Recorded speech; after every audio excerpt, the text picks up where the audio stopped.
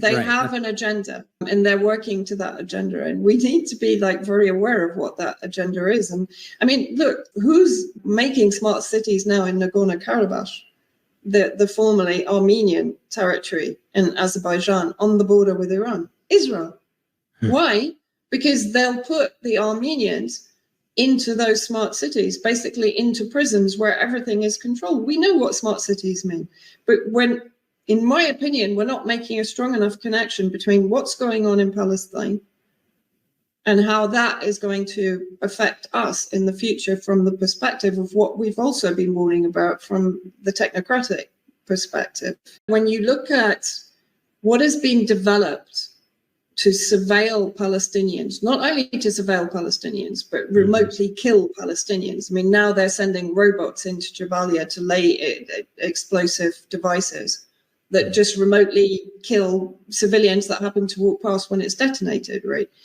The remote control sniper rifles. Everything is becoming remote controlled. This is the dystopia that we have been talking about in the West. All of this technology is being developed on the back of the genocide of Palestinians, but it's going to be used against us.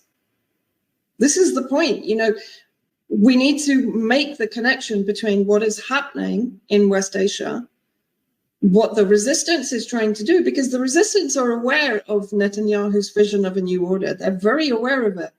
People here in Syria are very aware of it. And they literally feel they are fighting this war for everybody.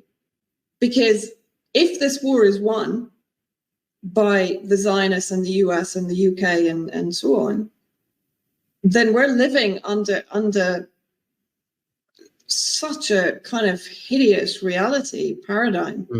Really think about what you just said. Like, it's obvious that my point is that if they win, then clearly they're still in control. But to think about what that means, we're watching people that the world can recognize beyond a shadow of a doubt, being aware of committing genocide, and then not even just being a part of it, speaking up and saying, you should be praising us for doing this. It's the right thing.